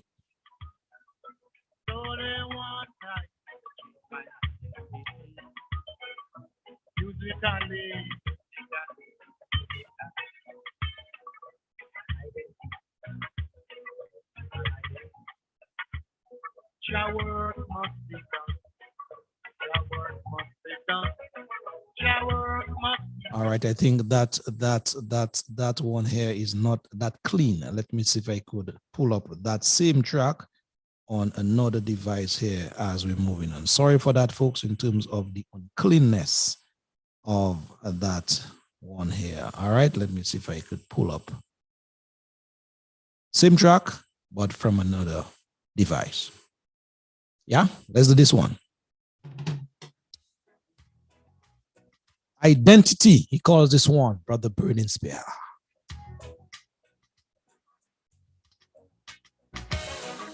So they want I to change my identity. Musically. So they want I to change my identity. Musically.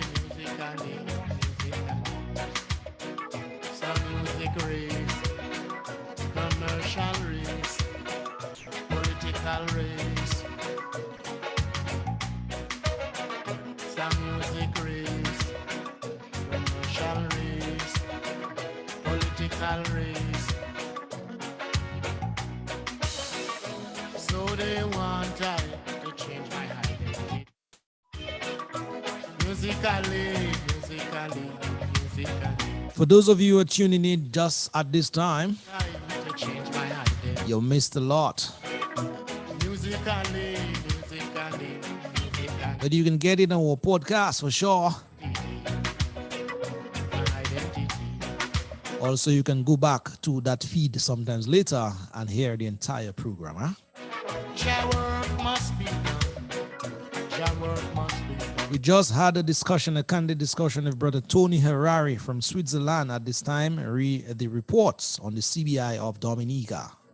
Working the sun. Very, very revealing information thus far. We work over here. We work everywhere. Another team from the OCCRP is scheduled to be with us sometime next week as well, next week Sunday. We work over here. We work. More revelations. So they want I to change my identity. Folks, we got 20 minutes to go. The numbers to call 245-2396 or 615-9470. Again, I repeat, 245-2396 or 615-9470. Identity. Who will stand up for the people? Our folks on YouTube as well, good evening to you. Who will stand up for the people? Musically.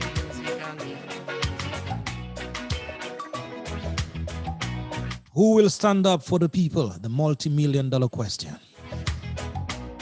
Is it you?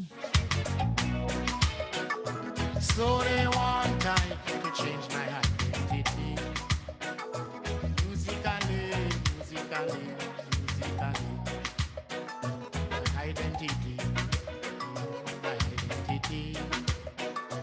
Musically.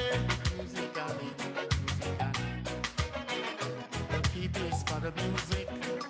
The music is for the people. Musically.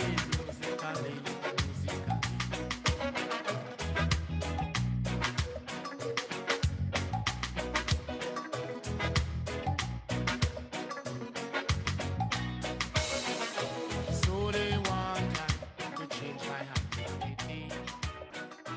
Musically.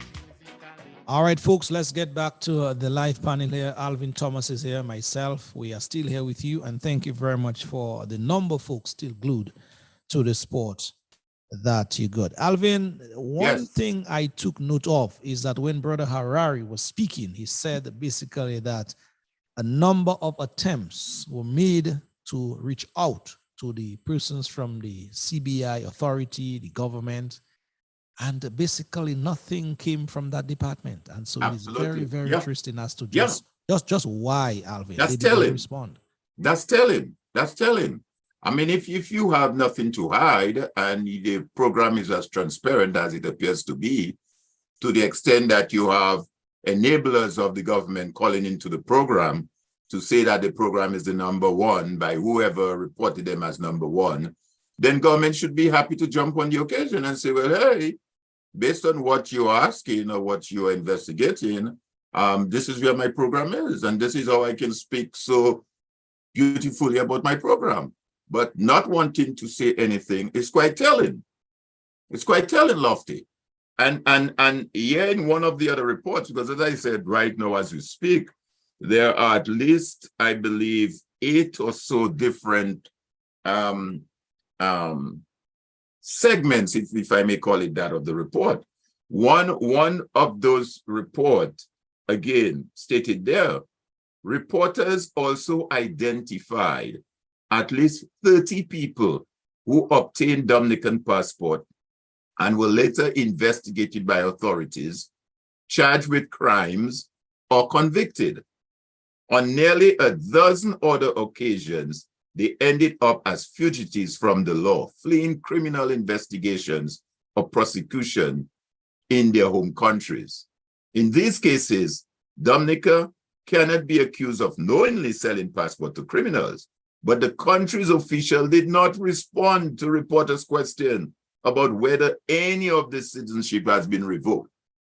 So while it is that they may argue, well, hey, when the guy got his citizenship, he may not have been a criminal. But now that he's running away from he's a fugitive from his country, or he's running away from the law, has those passports been revoked?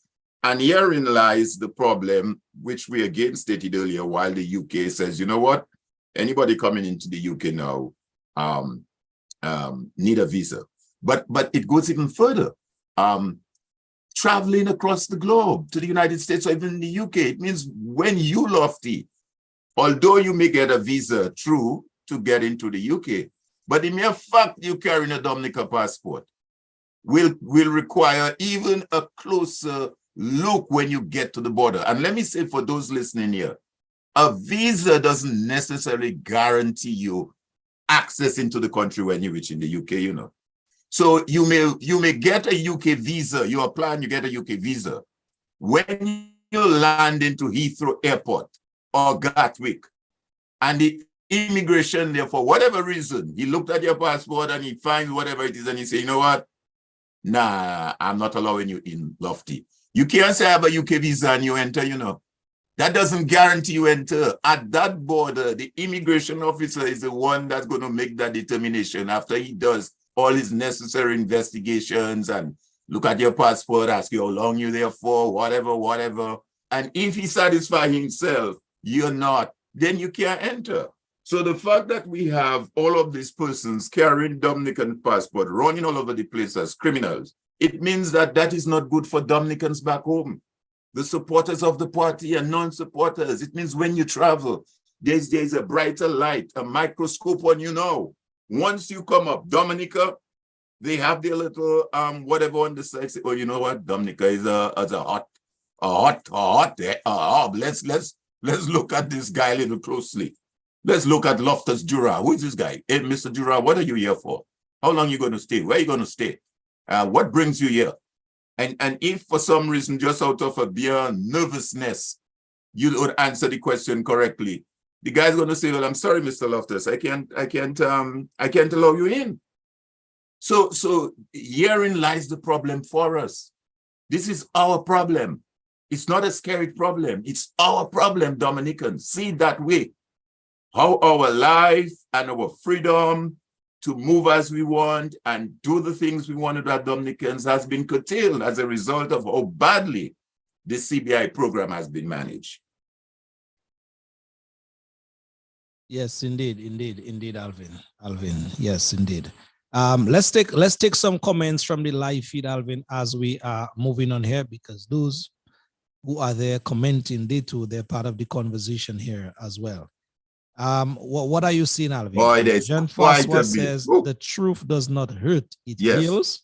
Yes. Elizabeth Bethelme writes, what is healing when he don't something to accept the truth?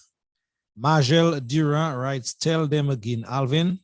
I guess that is what you just said a while Yeah. ago. And Yeah. Ferdinand Lawrence said, well said. Yeah. Alvin. And Ferdinand is also saying security is no longer the problem in Dominica. Everyone knows what they're going to get from him, which is true. And that's the point I just made a while ago before reading that. The problem is he said the problem is the political leaders and the people. And that is quite true, Lofty. It's now, the ball now is on our court. And we now have to play that game on the field. We now have to dribble that ball and play that game. That's our game now. Okay. Skerrit may just be the coach or maybe the captain, I don't know, or the manager of the team, but we, the people, are the players on the field. And we have to take that ball and play the game to win or to lose. What else are you saying? Yeah. Any more comments, Alvin, you saying? Yes. It says there, Amelia Devenu said some of these people, they knew of their crime life before they gave them, I guess she wanted to say, the passport and took the big money from them, so they can't revoke them unless they give them back their money. And one other point though, as I'm on that, Lofty, I mean, yes, I'm not sure what went into the program, and I think too that the UK government asked that this minimum amounts be increased. I think they suggested it increased by the 100 to 200 or the 2 to 4. I don't have it there, but they did insist that these amounts were too low. I mean, out here in the US, Lofty, I live in Atlanta, and you cannot get a decent 3-bedroom house in Atlanta, okay? 3-bedroom, 2 baths for $200 US, which is the amount that for the business. You can even buy a condo, a 1-bedroom condo for $100 US, okay?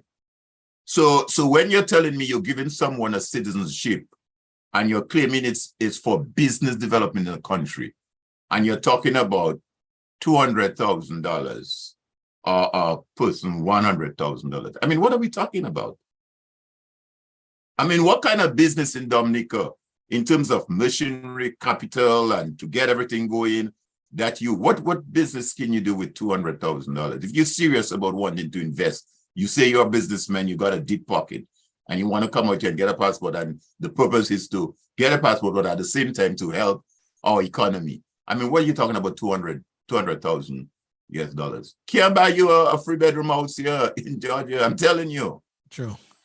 All right, let's Alvin, as we're about to wrap up 10 minutes time, let us see if we can get some more comments in here. San Joseph is right in here. So we have to vigorously call out the lies the leaders have been saying. That is the opposition that is bringing down the country. Margel writes here. Margel Duran writes here. Cleville is Cleville is looking for traction. Sadly, he can't grip. Twahu Williams, right? Cleville Mills. This doesn't mean a patat. Currently, Dominica is in the world spotlight, due to a lack of transparency and to corruption. Stop putting a plaster on a cancerous growth. Who else we have here? In terms of more comments, Alvin, coming in. Are you seeing any more? We have there where it says that Karen Joseph is saying for the amount of revenue that were generated by the CBI program, Dominica should be at the optimum of a flourishing country, the muse of the Caribbean, which is true. True. Margel Duran writes again, the unemployment rate in St. Kitts is 5%, whilst Dominica is 23%. I think Margel Duran is also making another point, and he's saying that Dominican lawyers should come together and lead the people legally. I'm sure people will put their dollars to pay them. And I think that's another good point, because hearing again, I mean, yes, there may be some legal implications here, as I think one of the callers called earlier, but herein lies again in a democracy. We got what? Almost 70 or more attorneys in Dominica. They themselves should be looking at this report and ask themselves the question, have any of the laws of Dominica been violated? Have our constitution been violated? Has the laws been violated in light of the reporting there? I mean, they reported where the budget shows a different figure to what the number of passports claimed to be sold in the Gazette. Is that an issue that can be challenged and looked into? So again, we're calling on the lawyers back home, the business sectors, to look at those reports and ask those questions as well. This is something that concerns all of Dominica, not just one particular sector. So I agree with Marshal Magal Duran's point there, where Dominican lawyers should come together and lead the people legally.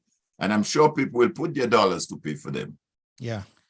David Joseph writes here, yet Roosevelt Scared wants to compare the CBI to the EB5 program in the US. He concludes by saying, no comparison at all. John Blanchard writes, time for action, too much talk. Joshua Francis writes here, do we even care about the allegation that 30 fugitives got our passport through the CBI? That all important questions Joshua is asking. That was one of the things that I referred to a while ago. Yeah. He continues by saying, if that is true, would it mean that these people did not go through due diligence as mandated by our CBI regulations? Well, Tony said that. Tony said that the due diligence was very lax. He said that. That came through in their investigative work, that there was very little due diligence. He made reference to one particular individual who got a passport through his agent, I think from India, and he got the passport within 3 weeks. There was no interview with the individual as well. Yeah. Josh continues to write, and at what price would have these fugitives paid to get such favor? How long will we continue to give our government a free pass indeed? Jeffrey Brisbane, you tried calling earlier. Jeffrey Brisbane is writing, too much talk, my brothers. We need action. Let's see if we can take another caller here. Caller, good evening. We have limited time, but go right on. Yeah. Good night, Lofty. Yes, good evening. Yes. I have an article here.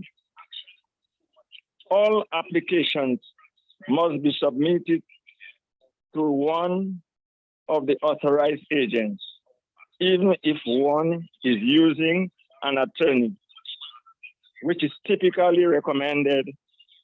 Furthermore, all the applications must then be submitted to the small specialized CBI unit. Now, there is a guy there selling passports. He has an office in Roseau. Caller, 1 minute, caller. We want to hear exactly everything that you're saying. There's a listening device that you're listening from in your background. Can you lower it down, please, before you continue? There's an office in Roseau. Uh-huh. That guy selling passport, he has an office in Roseau. This same guy has an office. His name is Vadidix and Vadikos in Athens. This same guy has an office, Alfred Management and Business Consultancy in Dubai.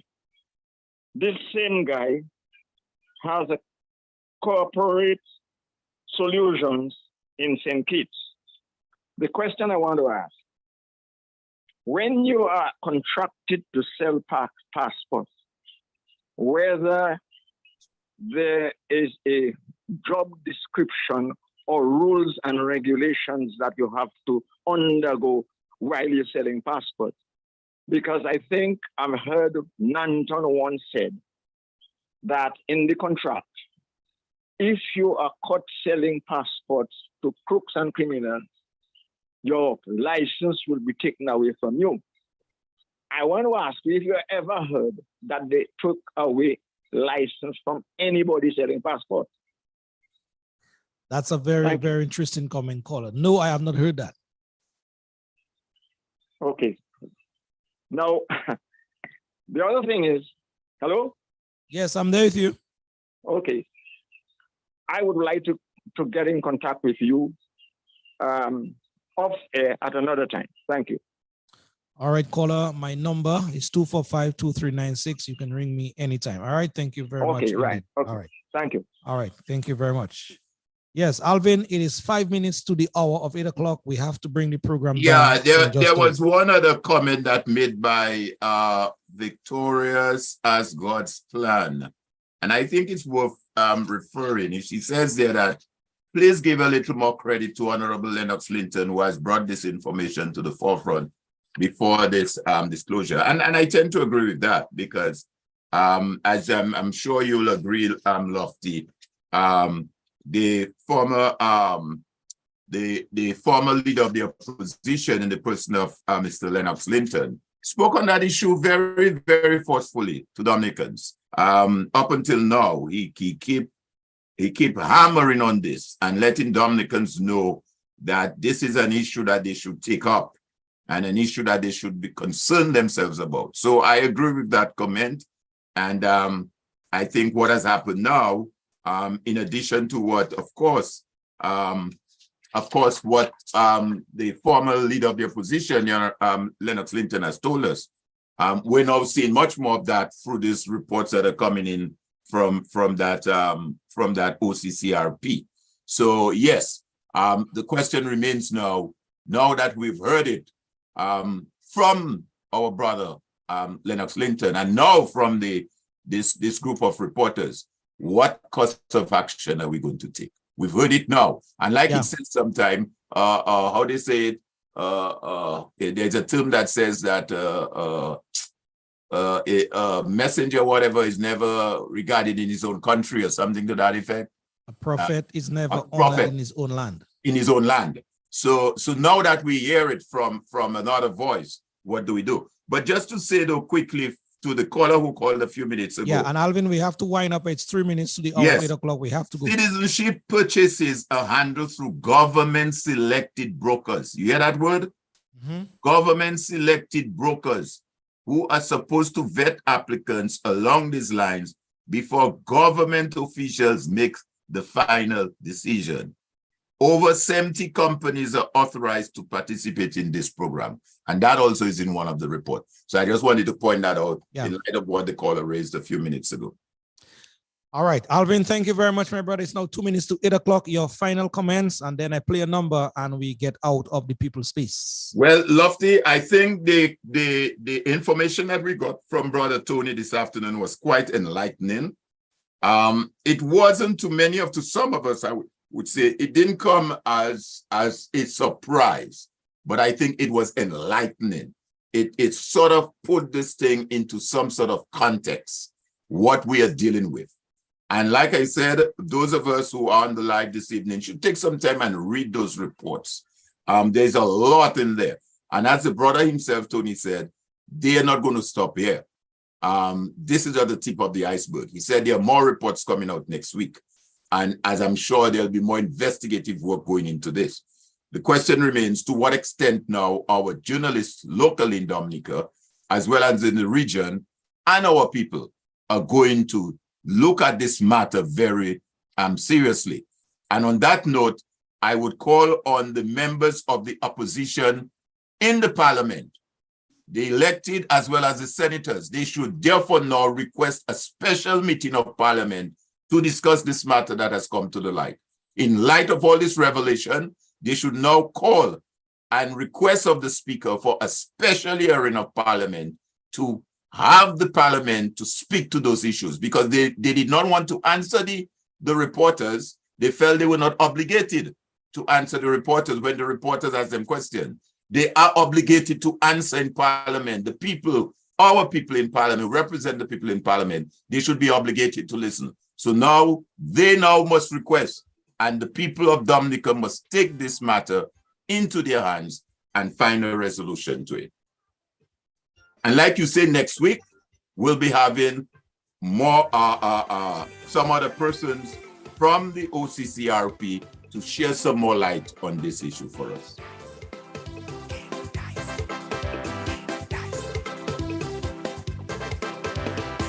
My heart is heavy, my soul not free. I feel this every day. Maybe I'm just guilty. Dominica has become this way, where our people are standing on political political mischief and division. And politicians control citizens' hearts and soul before God, before land, before church, before family and country. Dear Dominica, my true confession is what I didn't do. I watched you suffer, for my allegiance was to someone else, not you. Your advantages, many in numbers, the patriots of few. So it's no wonder we are where we are. We did not stand with you. Now we are best in poverty, fruits of our misplaced loyalty. Now we must turn back to country, each and everybody, beginning with me.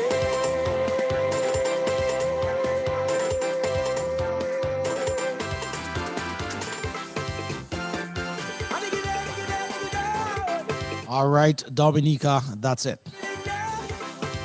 That's it for yet another Civic Vibes program. Brought compliments the Civic Vibes team for the yet another 15th day of October 2023. To all of you logged on earlier and those of you still here with us, thank you very much indeed. See you next week, same time, same place. We'll not see. Brother King Dice, back to country. Poverty is the road to poverty. Has division brought us progress? Are our people enjoying success? It is already late. Come, let's grab our faith and repatriate our hearts, our minds to our country. Urgently, dear Dominica, my true confession. So our special guest here tonight, Brother Tony Harari from Switzerland, Europe. Good evening to you, my brother. Thank you very much indeed for your invaluable contribution to tonight's program. And to the OCCRP team, kudos to you guys. Dominica, that's it, we're gone. Bye-bye, we love you. Now we live with hostility, fruits of a misplaced loyalty. Now we must turn back to country first, immediately, beginning with me.